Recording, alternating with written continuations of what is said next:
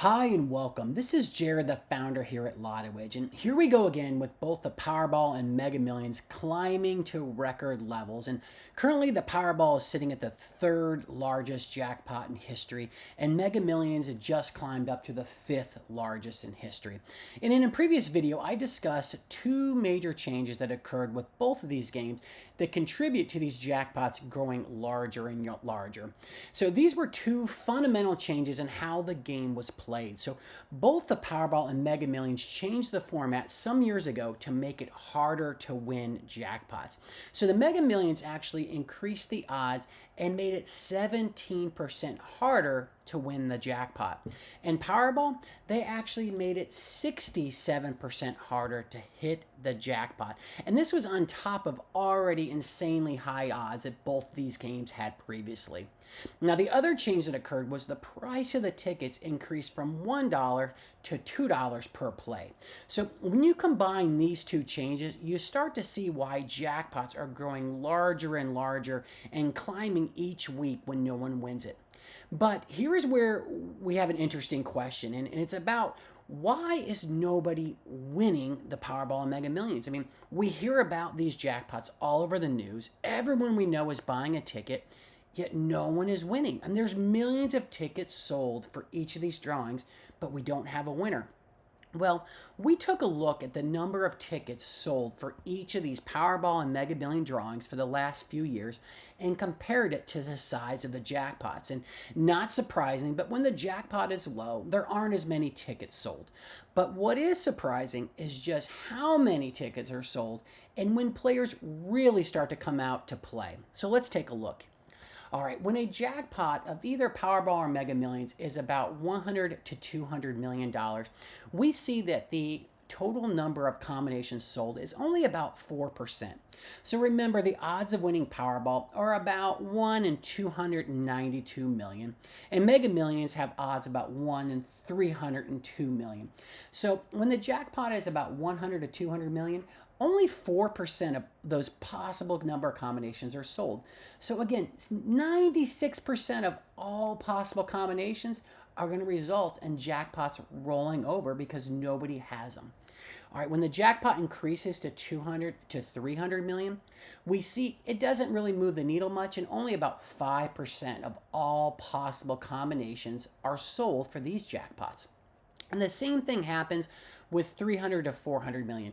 Again, the needle doesn't move much. It's only about 6% of all possible number combinations are purchased for these jackpot drawings. All right, at the next level, 400 to 500 million, we see a little bit of an uptick. So now about 8% of all possible combinations are purchased for drawings of this size.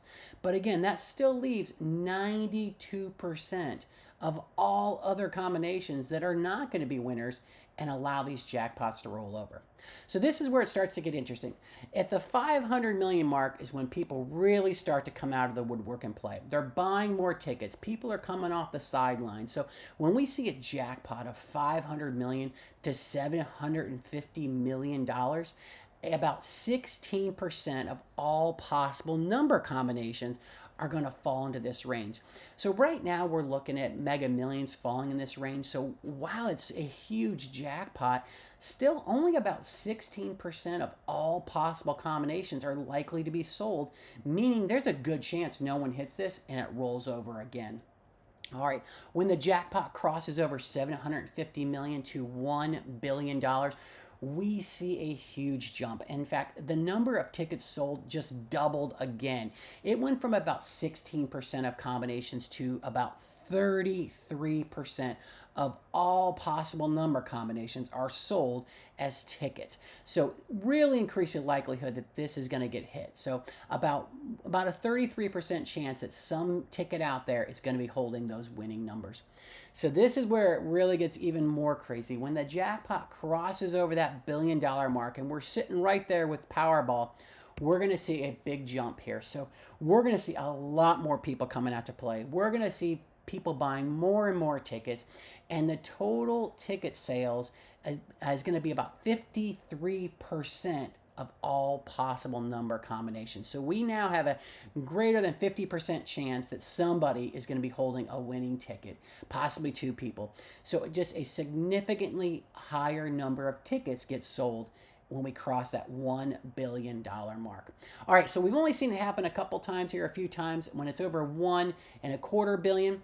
And here we see a total of about 89% of all number combinations are sold for drawings of a jackpot over $1.25 billion. A very high likelihood that someone is going to hit this jackpot or possibly share it. But again, that's not even all possible number combinations when you think about it. It's only 89% of them. All right. Well, we found this interesting. And so, next time you're thinking about, when you hear millions of tickets are sold for the jackpot and you're thinking, oh, somebody's definitely going to win it and it's not me. Well, you'll be surprised how often these jackpots have a chance of rolling over just because there's so many possible combinations out there. And on any single drawing, not anywhere near the total number of available combos are sold as tickets. So that winning ticket could still be out there. All right, so again, I hope you found this interesting, entertaining, and helpful. Thanks for tuning in.